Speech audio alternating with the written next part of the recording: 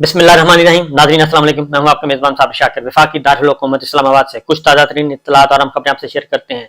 Number 1, साबिक वज़ीर आज़म chairman Pakistan Tehreek Insaf Imran Khan को इहाता अदालत से उठाया गया, बाकायदा तौर पर उठाया गया। उनकी गिरफ्तारी कैसे अमल में आई, मैं ज़ाती मालूमात की और फर्स्ट हैंड इंफॉर्मेशन के तौर पे आपको इत्तला दे रहा हूं कि उनकी गिरफ्तारी का प्लान बहुत पहले बना लिया गया था और शहबाज शरीफ साहब जो लंदन में बैठे हैं, ख्वाजा आसिफ साहब जो लंदन में बैठे हैं, नवाज शरीफ साहब, और यहाँ से हुक्म गया था, यहाँ से हुक्म गया है।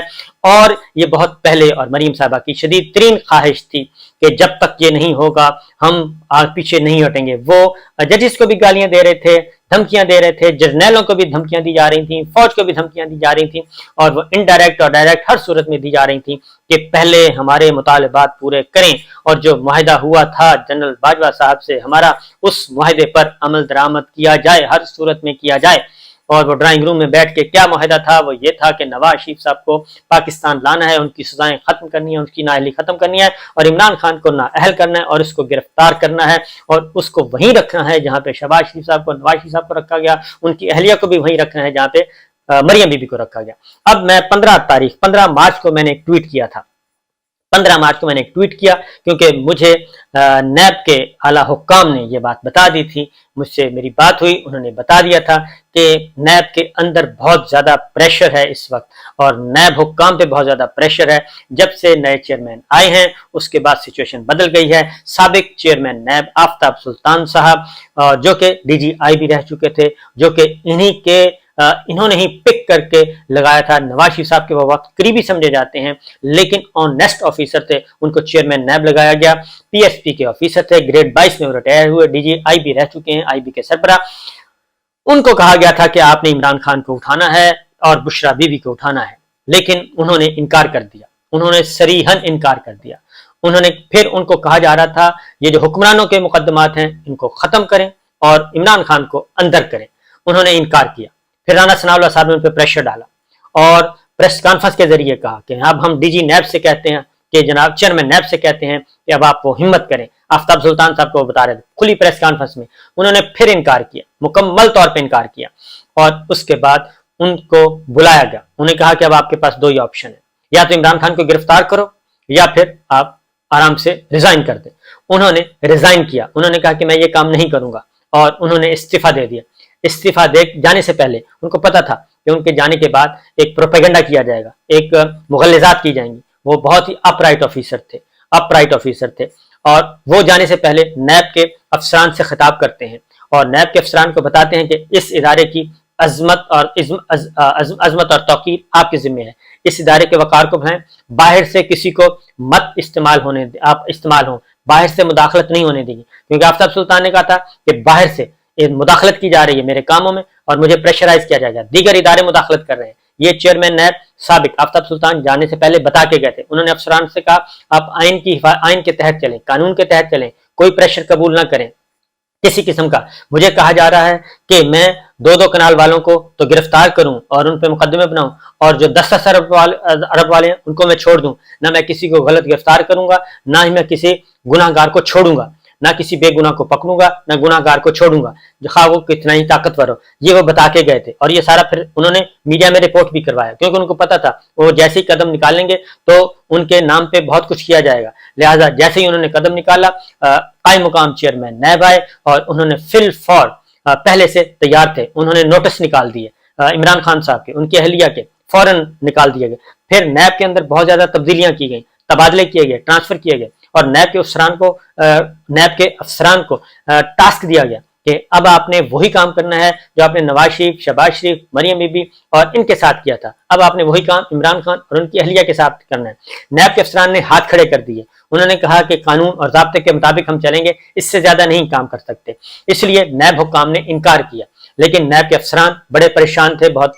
उन्होंने मेरे साथ मेरी बात हुई, उन्होंने मुझे बताया कि सिचुएशन ये है। फिर मैंने 15 मार्च को मैंने ट्वीट किया और ट्वीट में बताया कि मरियम की ख्वाहिश और नवाज शरीफ साहब का हुक्म आ चुका है, नैब के चेयरमैन को हिदायत दी जा चुकी हैं। उसके बाद फिर आफ्ताब सुल्तान साहब के बाद चेयरमैन नैब लाया गया, लेफ्टिनेंट जनरल नजीर अहमद भट्ट को, रिटायर्ड जर्नैल को, उनको चेयरमैन नैब लगाया गया। تب سے ہی اندازہ ہو گیا تھا، سب کو اندازہ تھا کہ اب یہ کام اس طرح سے ہوگا، اور اس لیے یہ حکام کو کہا گیا اور پھر اندر افسروں کے تبادلے کیے گئے، اور تبادلے کر کے پھر ٹاسک دیا گیا۔ پھر میں نے 15 مارچ کو یہ ٹویٹ کر دیا تھا کہ یہ مریم صاحبہ کی خواہش، نواز شریف کا حکم یہ دے دیا گیا، چیئرمین نیب کو یہ بات پہنچا دی گئی ہے کہ اب آپ نے عمران خان کو گرفتار کرنا ہے، بشرا بی بی کو گرفتار کرنا ہے، ان سب کو گرفتار کر کے وہیں پہ رکھنا ہے جہاں پہ نواز شریف، شہباز شریف اور مریم صاحبہ کو رکھا گیا تھا۔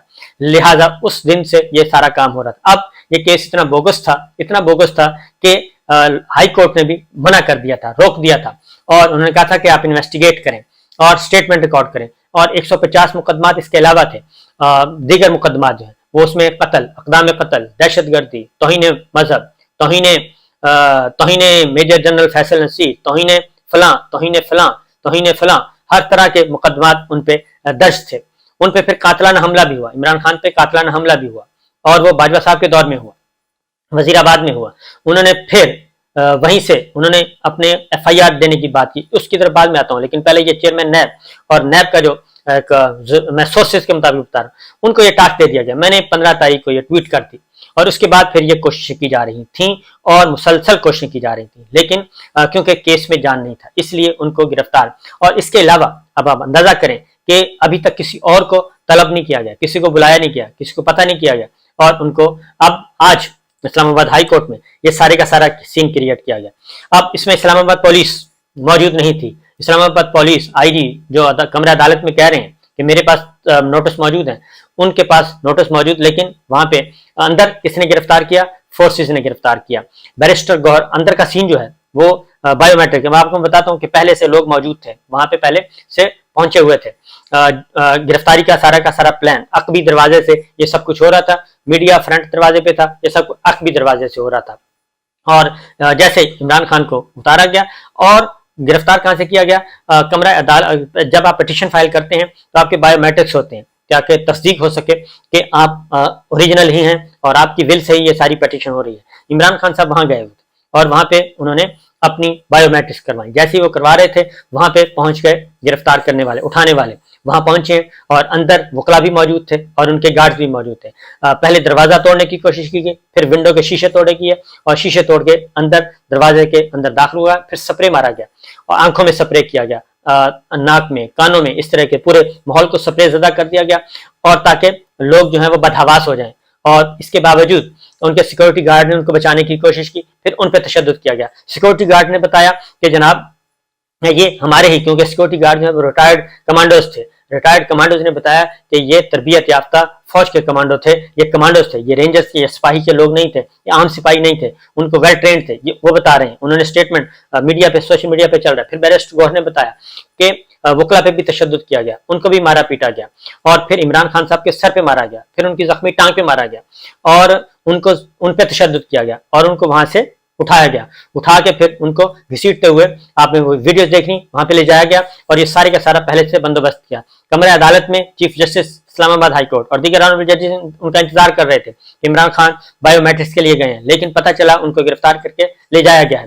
اب ایک اگلی بات میں بتا دوں کہ یہ سارے کا سارا عالمی ذرائع ابلاغ رپورٹ کر رہے ہیں، پورے ملک میں آگ لگی ہوئی ہے، اس کو میں ایک سائڈ پہ رکھتا ہوں، پورے ملک میں آگ لگی ہوئی ہے، کور کمانڈرز ہاؤس کے سامنے لوگ احتجاج کر رہے ہیں، عالمی ذرائع ابلاغ بتا رہے ہیں کہ یہ کام طاقتور لوگوں نے کیا ہے، طاقتور ملٹری کا نام لے رہے ہیں، عالمی ذرائع ابلاغ بتا رہے ہیں واضح طور پہ کہ یہ سب کچھ وہ کر رہے ہیں، کوئی اور نہیں کر رہا، اور پاکستان کا مذاق پوری دنیا میں ایک اڑ رہا ہے۔ اور وزیر داخلہ رانا ثناء اللہ صاحب بڑی ہی چالاکی سے اور چابک دستی سے، شاطرانہ طریقے سے بتا گئے ہیں کہ یہ سیکورٹی فورسز کی مدد سے گرفتار کیا گیا ہے، سیکورٹی فورسز کی مدد سے گرفتار کیا گیا، وہ بھی بتا گئے ہیں تاکہ یہ آگ لگے، پاکستان کے عوام اور فوج ایک دوسرے کے آمنے سامنے ہوں اور نفرت زیادہ پھیلے، یہ وہ بتا گئے ہیں۔ اس لیے میں اپیل کرتا ہوں یہ کہ افواج پاکستان سے ایک ویل وشر کے طور پہ، ایک پاکستانی کے طور پہ میری ایک ریکویسٹ ہے کہ جناب یہ آپ 4 سٹار جنرلوں سے، 3 سٹار جنرلوں سے، پاکستان کی مسلح افواج کی، چاروں مسلح افواج کی لیڈرشپ سے میری ریکویسٹ ہے، chairman joint chief of staff committee general Sahir Shamshad Mirza سے، army chief general Asim Munir Sahab سے، سید عاصم منیر صاحب جو حافظ قرآن ہے، اللہ تعالیٰ نے ان کے سینے میں قرآن مجید رکھا ہوا، ان سے میری اپیل ہے، اور پاک بحریہ کے سربراہ امجد خان نیازی سے میری اپیل ہے، اور پاک فضائیہ کے سربراہ جناب ظہیر احمد بابر سے میری اپیل ہے، ان سے ریکویسٹ ہے کہ خدا کے لیے سوچیں ذرا یہ ہو کیا رہا ہے۔ کیا ایک افسر جو کہ ایک 2 سٹار جنرل ہے، کیا اس کی یہ سب کچھ اس کی وجہ سے ہو رہا ہے؟ کیا وہ اتنا ہی، کیا وہ سب سے بڑا، وہ ادارے سے بھی بڑا ہو گیا ہے؟ کیا وہ فوج سے بھی بڑا ہو گیا ہے؟ کیونکہ ماضی میں مریم صاحبہ نے، نواز شریف صاحب نے ایک ڈی جی سی پہ، میجر جنرل عرفان ملک پہ ایک الزام لگایا تھا، اور ان پہ الزام لگایا تھا، پھر سیکٹر کمانڈر پہ الزام لگایا تھا جو کہ بریگیڈیئر تھا، تو آرمی چیف جنرل باجوہ نے ان دونوں کو تبدیل کر دیا تھا، اور نواز شریف صاحب نے سنگین دھمکیاں دی تھیں نواز شریف صاحب نے مریم صاحبہ نے، کیونکہ اس میں کہا گیا تھا کہ سمیش کر دوں گا، تو اتنی سی بات تھی، اور ان کو سنگین دھمکیاں دی گئیں باجوہ صاحب کو، اس وقت کے D G I S I کو، تو ان کو تبدیل کرنا پڑا تھا میجر جنرل عرفان ملک صاحب کو۔ لیکن اس وقت کیا ہو رہا ہے؟ اس وقت عمران خان صاحب آن دا ریکارڈ ہے، اور وہ اس افسر کے خلاف ایف آئی آر درج کروانا چاہتے ہیں۔ چودھری پرویز الہی صاحب کل بتا چکے ہیں بطور وزیر اعلیٰ کہ میں نے روکا تھا۔ شہید ارشد شریف کے قتل کے ان کی والدہ، ان کی اہلیہ، وہ بتا رہے ہیں کہ ان کا نام ہے، وہ الزام لگا رہے ہیں، تو تحقیقات کروانے میں کیا حرج ہے؟ اس میں کیا حرج ہے تحقیقات کروانے میں؟ اور کیا ایک افسر کو کچھ دیر کے لیے سائیڈ لائن نہیں کیا جا سکتا؟ کیا تحقیقات نہیں کی جا سکتی؟ کیا ٹمپریچر کو کم نہیں کیا جا سکتا؟ یہ سیاستدان تو اندر خانے بتا رہے ہیں۔ علی امین گنڈا پور گرفتار ہوا، اس کو وزیر فون کر کے بتاتے ہیں کہ ہم نہیں ہیں، یہ تو کوئی اور ہے جو آپ کے ساتھ کر رہا ہے یہ ظلم۔ یہ سارے کا سارا رانا سنورا صاحب آج پریس کانفرنس میں بتا گئے سب کچھ۔ تو یہ پورے کا پورا پلان جو ہے، باقی باتیں میں اگلے ویلاگ میں کروں گا۔ یہ گرفتاری کا پلان جو ہے یہ پہلے سے طے شدہ تھا، اور اب عدلیہ کا بھی امتحان ہے۔ یہ دھمکیاں دی جا رہی ہیں، اور عمران خان کو کیوں پیش نہیں کیا جا رہا ہے احتساب عدالت میں؟ آج احتساب عدالت میں پیش کیا جانا تھا، ان کا میڈیکل چیک اپ ہونا تھا، میڈیکل بورڈ تشکیل دیا گیا، لیکن پھر کہا گیا کہ آج نہیں، کل پیش کریں گے۔ اس کی ریزن یہ ہے کہ وہ اس حالت میں ہے ہی نہیں کہ ان کو آج احتساب عدالت میں احتساب عدالت میں پیش کیا جائے، پروڈیوس کیا جائے، کیونکہ ان کی حالت ہی ایسی نہیں ہے کہ ان کو پیش کیا جائے۔ یہ سنگین ترین معاملہ ہے، اس لیے میں 4 سٹار جرنیلوں سے یہ ریکویسٹ کروں گا کہ خدا کے لیے آگے آئیں، اپنی ایگو کو ایک سائڈ پہ رکھیں، اور اگر آپ نے اپنے ادارے کے اندر ہی احتساب کا مضبوط نظام قائم نہ کیا تو پھر یہ کیا ہوگا؟ آگ لگی ہوئی ہے پورے ملک میں، اور ایک افسر کی ایگو کی خاطر یہ سب کچھ ہو رہا ہے۔ کیا کچھ اب تک نہیں ہو چکا 13 ماہ میں؟ کیا کچھ نہیں کیا 13 ماہ میں؟ آخر آپ سب لوگ کر کیا رہے ہیں؟ اجازت دیجیے، اللہ حافظ۔